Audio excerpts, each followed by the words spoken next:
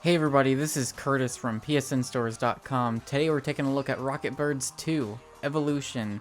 This game is out today. The wait for it has been a long time coming. Fun fact, the Rocketbirds 1, the very first Rocketbirds game, was one of my first reviews for PSN Stores. I had started writing for this site about a month before it first came out. So it was like my 7th review or something. But it was an early one, and so I reviewed the PS3 version. Ben, who used to write for us, actually reviewed the Vita version that came out a couple years later. And that was the game that actually teased Rocketbirds 2. And it had a bunch of concept art. It had this stuff about these trans-dimensional space owls, whatever that meant. And here we are. So it's about 4.5 years after the first game is out, where we got the sequel is out today. I have finished it. It is great. We're going to jump into the first chapter of the story mode. And as you see here, so if you played Rocketbirds 1, I'm not sure the exact time frame of how long after Rocketbirds 1 this game takes place, but it's shortly after. And as you know, the way Rocketbirds 1 ends, you defeat Putzki. Well, here's how things start.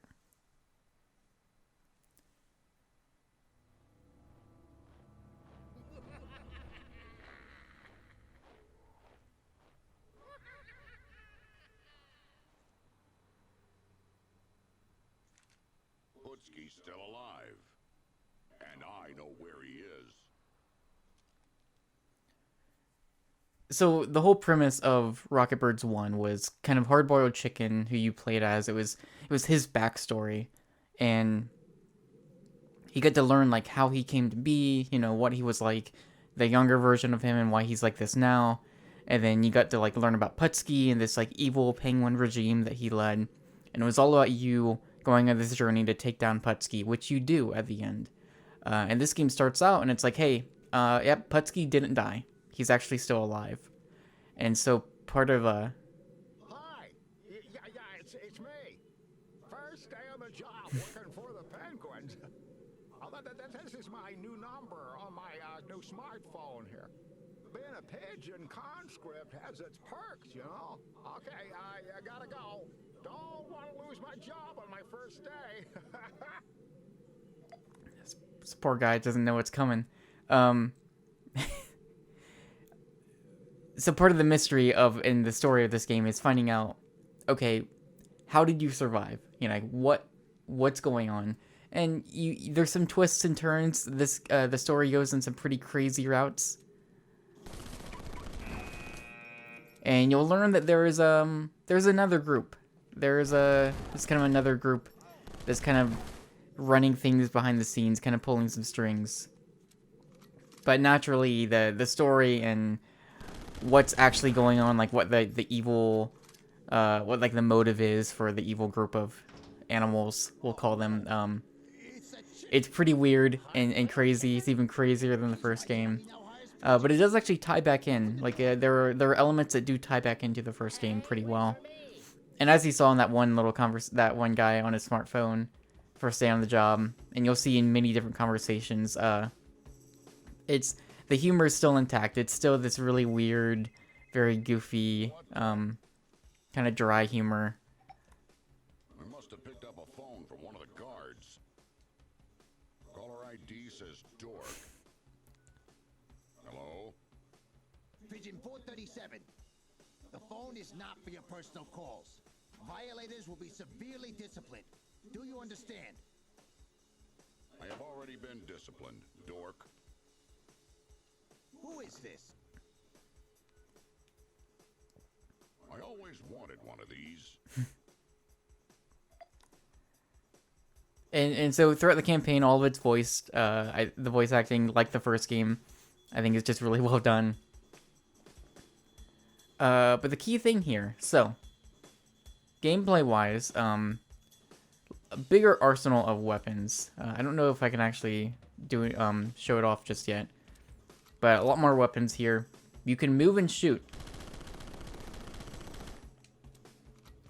And so that's going to definitely affect the way you approach enemies, and also just the number of enemies you will encounter at one point. There are definitely times where it's like there'll be quite a few different enemies on screen at once that you'll have to kind of take care of, and part of that is, you know, always being on the move, especially when there's a larger group of enemies. There are more types of enemies. Oh, I wonder if we can. You might notice here. So there's also like secrets in the level.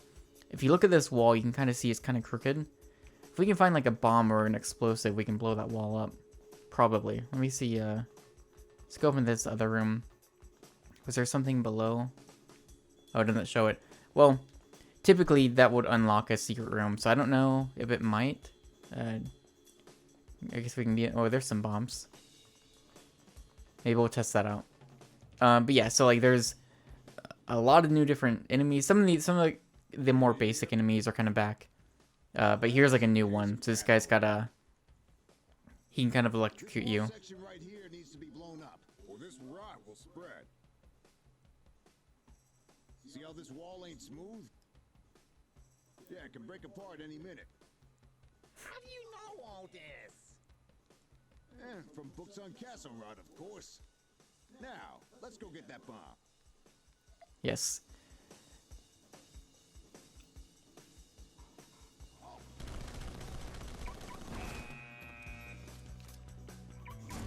All right.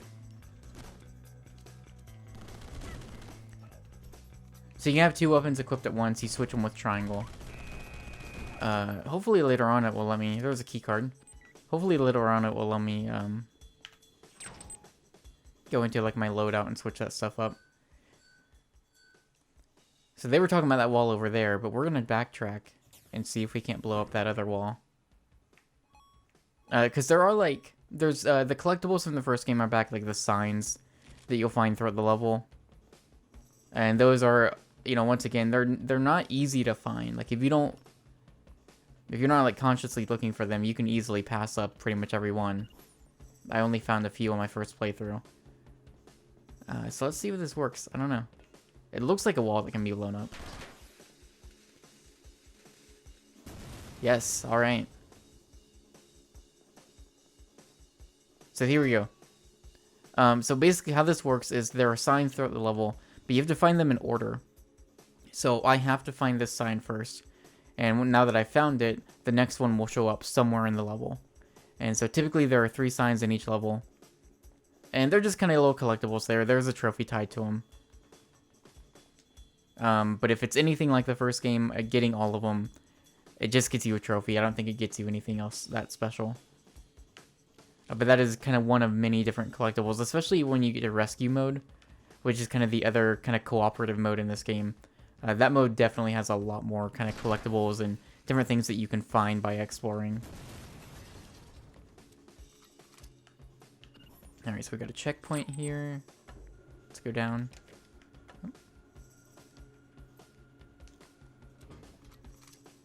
So we did pick up that phone, and we're not going to see it just yet. I think we might see it later in the level.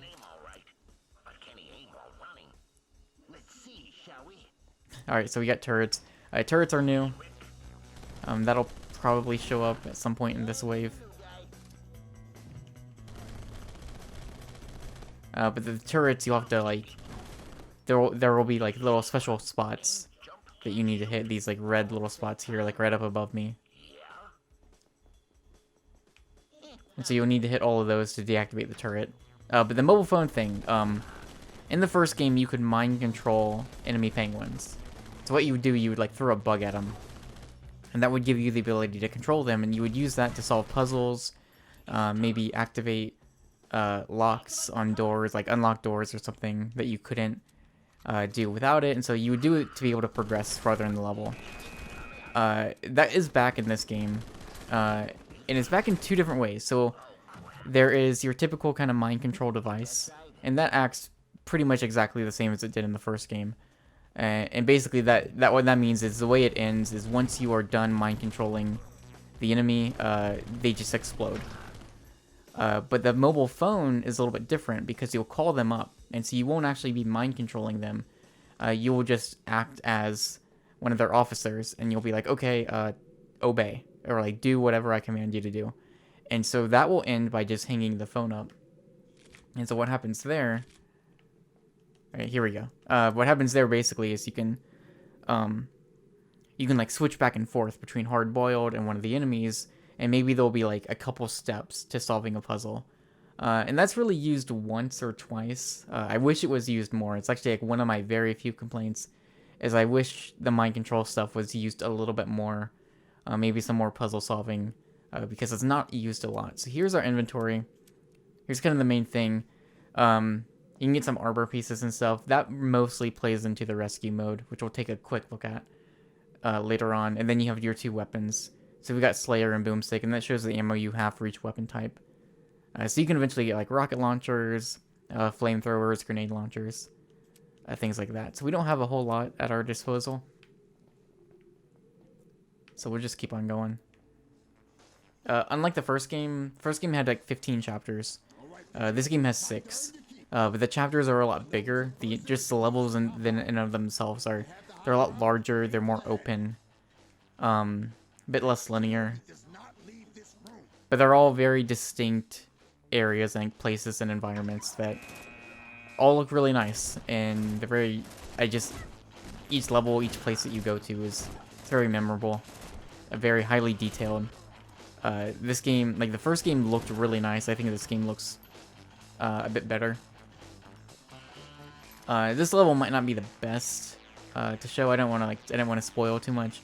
But some of the later areas just really, really cool looking.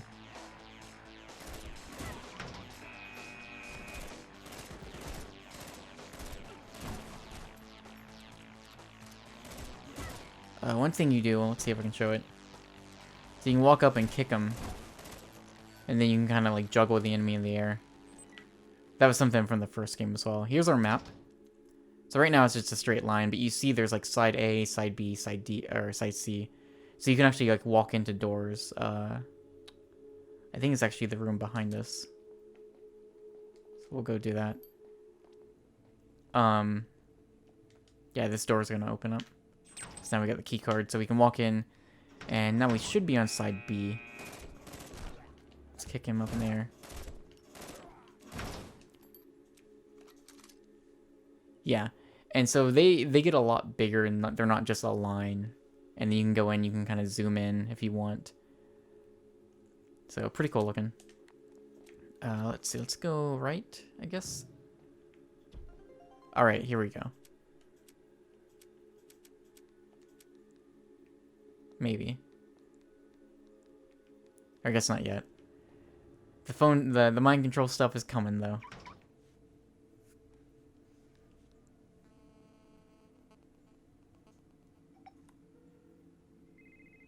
Really? Some guys really shouldn't have phones. You have just been phone jammed. I invented it to command my soldiers, and you don't appear to be Pigeon 437. Hey, you're not listening. Kill him, Storm Penguin 22.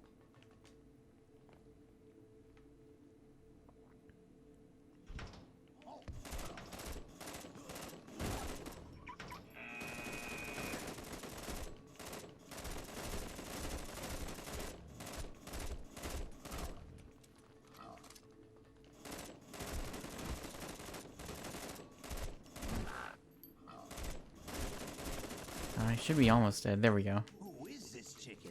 I'm hard boiled. I must inform Putzki.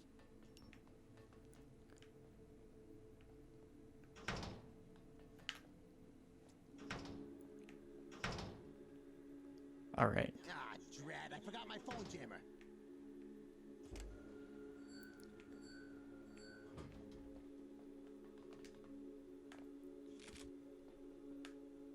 I guess I got door duty today. Until that door. All right. So with your phone jammer, you have this like kind of line here, so you need to angle it right. I should not have had that milkshake. I hope he calls me soon. We'll call him up. Oh, it's him. Obey my every command. Yes, sir. Open the door, idiot. Right away, sir. All right. So now we're in control of this guy. really only one option here to open the door, but later on you can like move across rooms and do different things. And so in this case, you'll hit triangle and we'll just hang up. But later on when you get the other, we're gonna go back to the famous 5, the other kind of mind control device, when you exit out of mind control, they'll just blow up.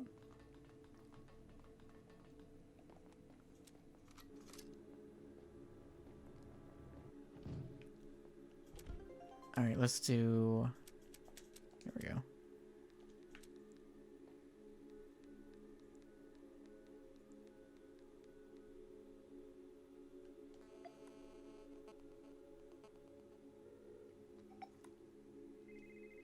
Oh no, it's my boss. Obey. Yes, sir. All right.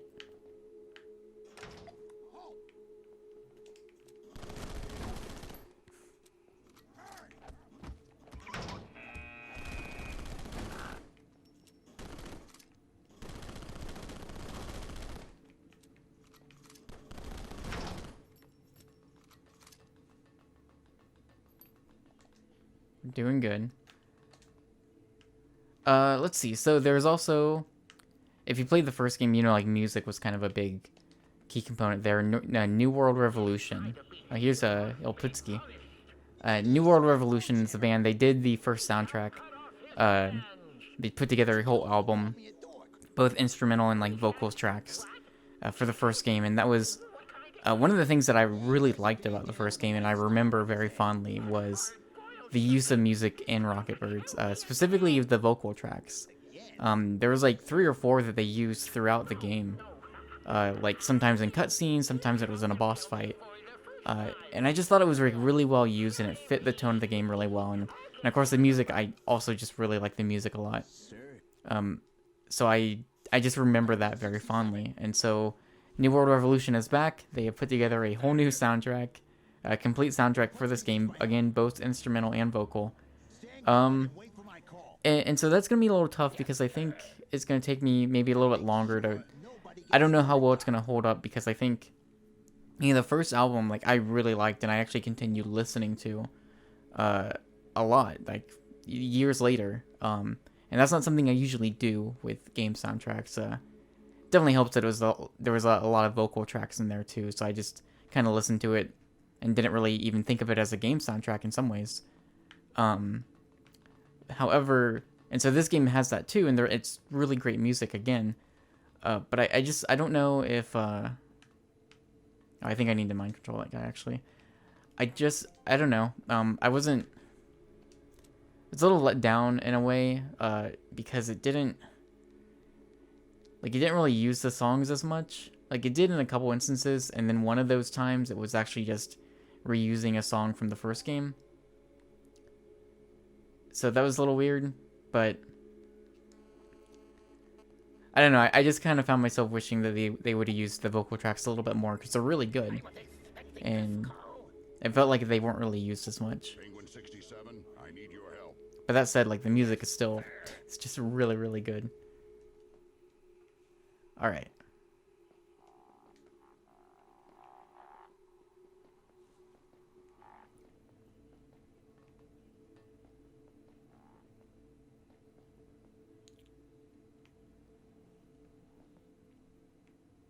Trying to remember where we're going.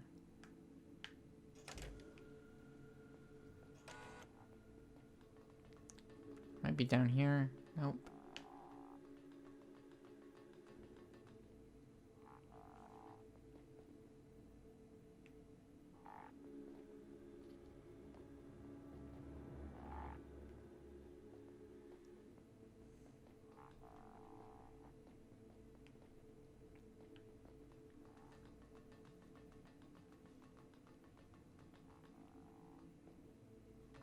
All right, here we go.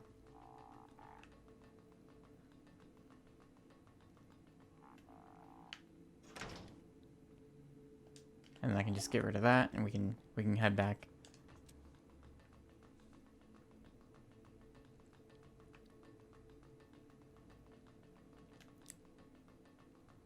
But my review, which should be up around the time this video goes up, I say in my review too, is the subtitle for this game, Evolution, is it's a pretty apt subtitle. Like it just fits really well because everything about this game, for the most part, is just a clear improvement over the first game.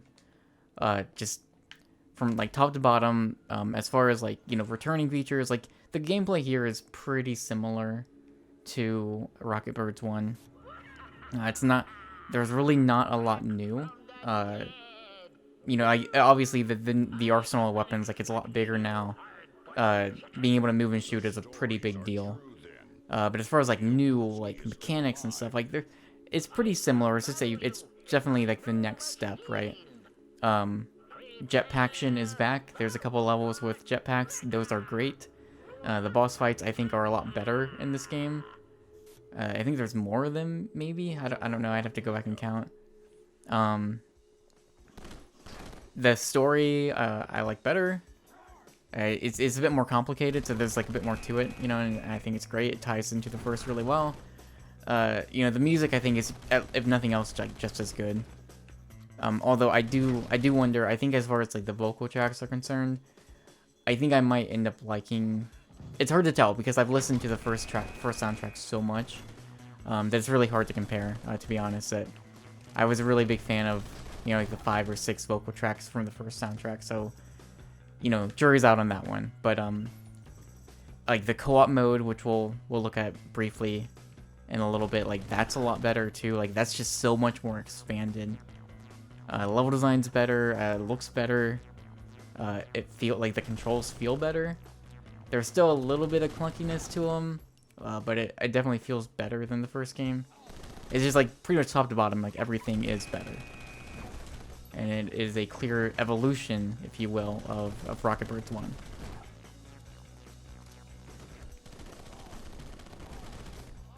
So I would like to show maybe up to the boss fight of this chapter, but I'm not sure how much longer there is. So we'll see.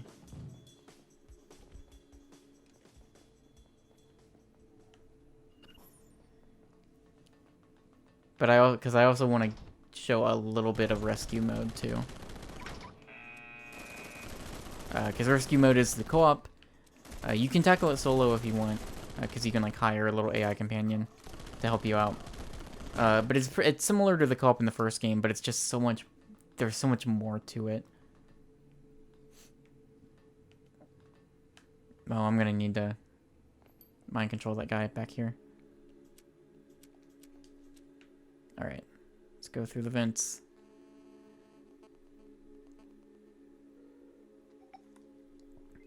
But yeah, one thing I actually haven't talked about, surprisingly. So like visually, the first game, you know, similar, was just a very striking style.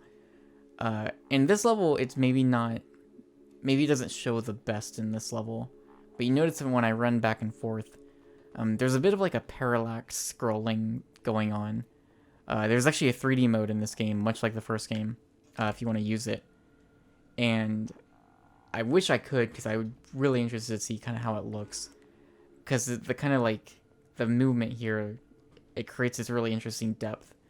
But you combine that with just like how detailed the environments are, and it's just a really, really nice looking game.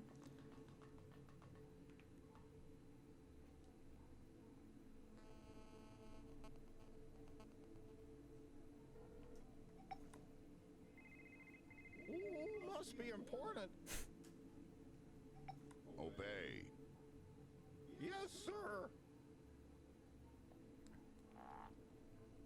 All right.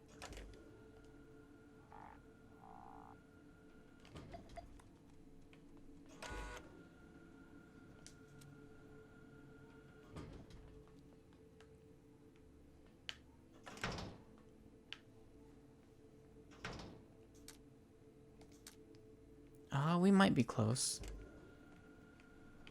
to the end, maybe. Well, it's hard-boiled chicken, the original cook of war. You know, I don't. Okay. Now, granted, it's been 4.5 years since I actually played through the first game. I don't know that they censored. I don't know if they bleeped that out in the first game. I could be wrong.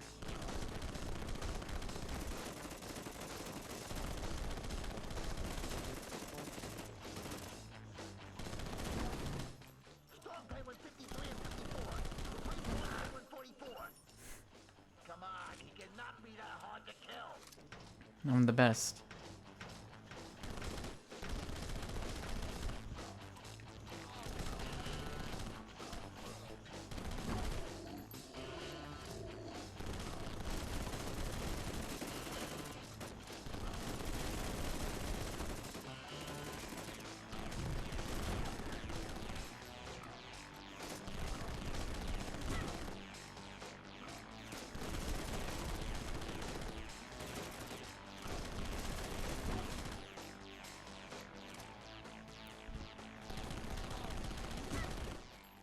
Okay, let's try a different strategy.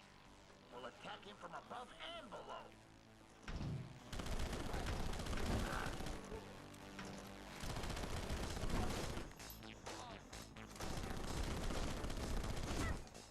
The chicken's too fast.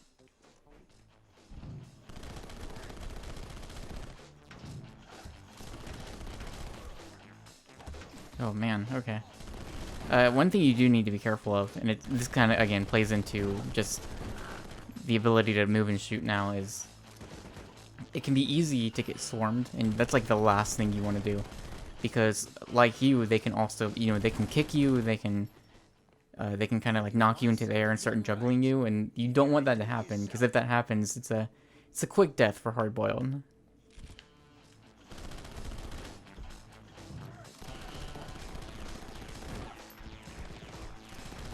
Alright, so we got the dork. This is actually not the boss I want to show. Or at least I want to get to. But we'll try to take care of him pretty quick.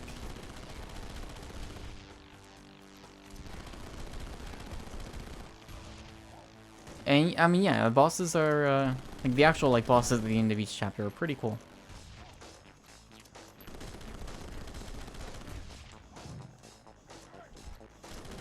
There's one especially I really liked.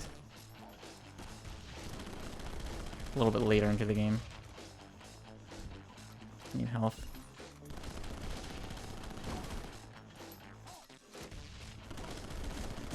There we go. Okay.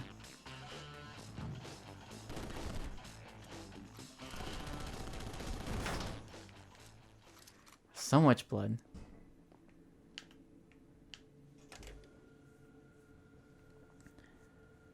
Oh, if I remember correctly, that should bring us pretty close to the end of this chapter, but we'll see. It actually looked like that wall might have been bombable down there, too. Perhaps. Big Brother is always watching you.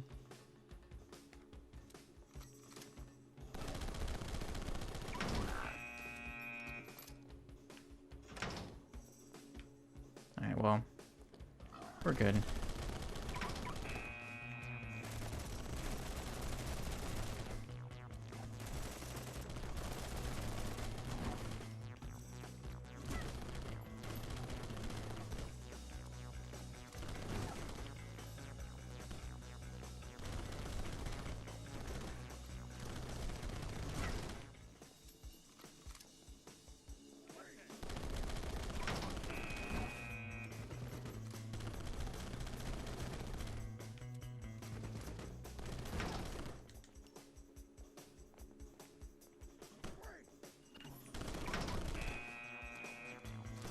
Checkpointing's pretty good too.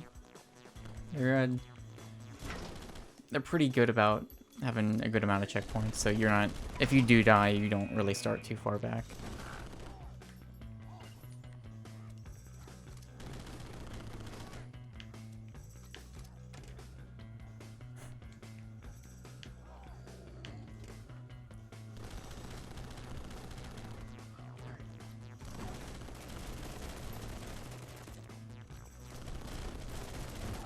I think I'll get through this section and kind of switch to rescue mode and show a tiny bit of that.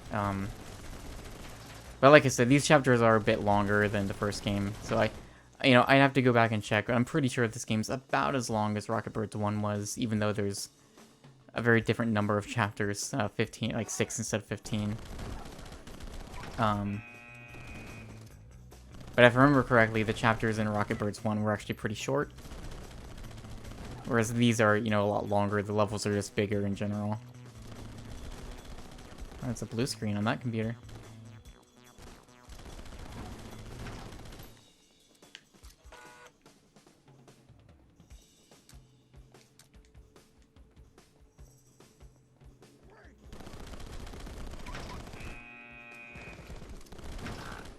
Alright, got our green card.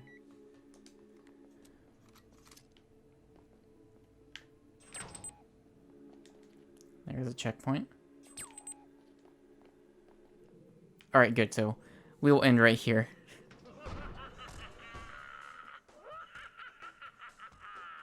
Putzki. Say hello to my little friend.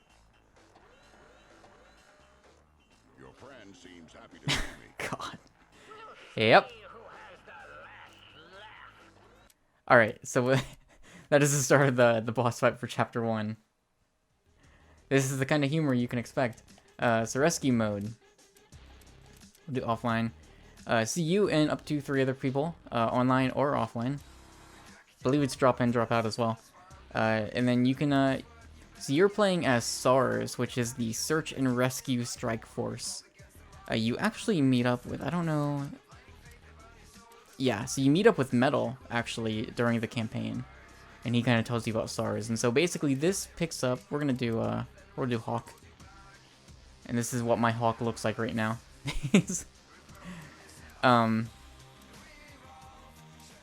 Basically this starts off exactly like right after the end of the campaign for Rocketbirds 2.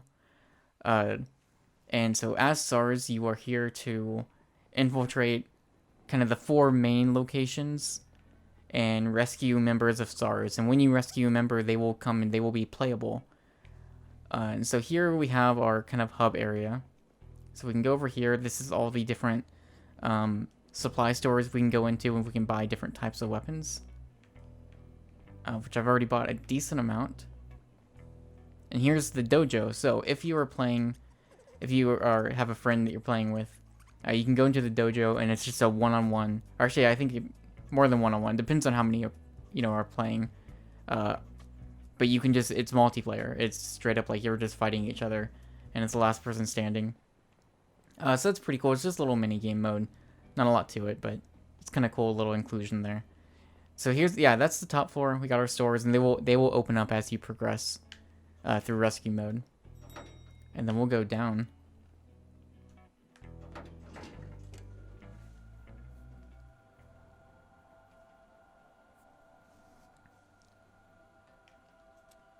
So yeah, you start out and there's a good number of the SARS members are missing. They're held captive. And so I've gone through, I've found everybody. But here is kind of what you're looking at here for your loadout. So those are the 4 pieces of armor I have. It actually, each piece gives you +1 star to armor, stability, or ammo. So that kind of shows what my loadout's looking like for my gear. We can go over, I've got an RPG equipped. I've got the Scar equipped. Got golden hair, so golden hair is +1 armor. The black ninja suit, the body suit is +1 stability. Black ninja pants are +1 stability. And then metals is +1 stability. So if you look at some of the other stuff, we got a hockey mask, afro wig, dark mask, bandana, pit stop, campaign hat. Let's see. Pirate. Navy, football kit, sheriff, astronaut, and you see some of the other hats that I haven't got just yet. Samurai helmet. So there's quite a bit.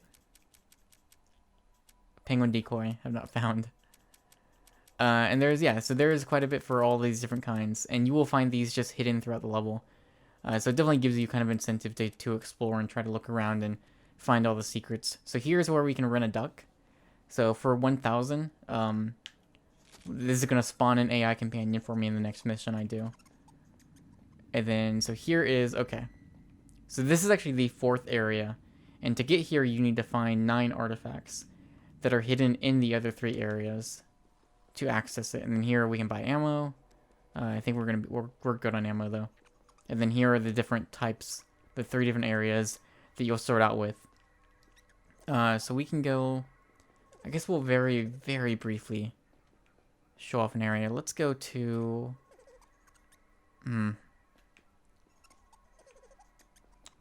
We'll go to Jungliana. I think we can get away with going there and not having environmental detail spoil anything relevant to the plot. But I've kind of got to a point where the weapons I have are, like, I just kind of use the RPG. And I can take people out one go. So, I found all the artifacts already. I've rescued all the people. So I really, right now, it's mostly just going around and trying to find any of the hidden customization stuff. So, the AI companion, basically, you carry them. You can set them down by hitting triangle and circle. But when you're carrying them, they will also fire at enemies.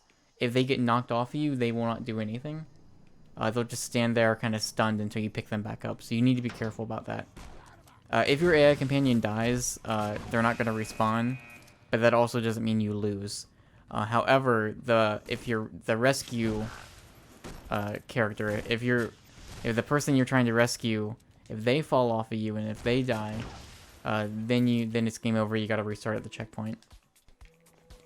But these are all levels that are these are environments from the campaign. But the levels themselves seem to be randomly generated. Or, I mean, they're not all the same. So I don't know if there's like a specific set number of these that you just rotate through, or if they're all randomly generated each time. They seem to be random. And they all kind of take pieces from each different level. So you're at least not like running through the exact same course every single time, which is nice. So here's an example of the turret.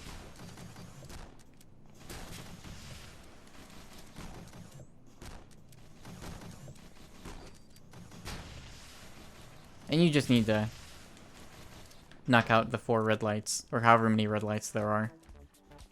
So we'll go a little bit farther. This mode can be pretty tough. If you're playing a single player, it can be pretty tough. Although, of course, the more people you have, it won't be that big of a deal. But definitely single player can be hard because when you get towards the end, there's kind of one last little, like, gauntlet that you need to go through. And it's like a series of enemies and then a big, like, boss character with a ton of health, basically. And if you're doing it alone, that can be pretty hard to do. But if you got other people with you, it's not too bad. But yeah, and so it starts out, it's going to show you the pathway to your objective, and then you'll just need to escape. So that's kind of what that mode is. And that is Rocketbirds 2. I did immediately jump to extras to see if perhaps they were teasing something else, because basically in the Vita version of Rocketbirds, if you go to extras, it has concept art for this game. Which actually is kind of interesting to look back now, because there are things in that concept art that you can tell were cut from the game. And then you got some options. I think you can turn blood off if you want. VO, language. So yeah, there's like 3D stuff. Which is neat. So that is Rocketbirds 2. It is out today on PlayStation 4 and Vita. Cross-buy, cross-save, all that jazz. It is great. I think this is just across the board a better game than Rocketbirds, and that was a game that I loved. It has been a long wait, but I think it is worth it. If you like the first Rocketbirds, this should be a no-brainer. And if not, like, I think this is a pretty good place. I think you can start here, no problem. There's not really, like, the story here does tie into the first game, so you will miss a little bit.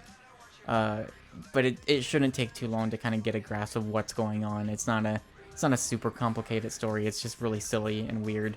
And the game is pretty self-referential about that. It knows it's weird, but it also kind of takes itself a little seriously, which I like too. So that is Rocketbirds 2 Evolution. I'm Curtis from PSNStores. As always, thank you for watching, and I'll see you next time. If you like this or any of our other YouTube videos, subscribe to our channel. If you'd like to support what we do in general, be sure to hop on over to patreon.com/PSNstores. Your patronage helps keep our podcast 100% ad-free. Thanks for watching.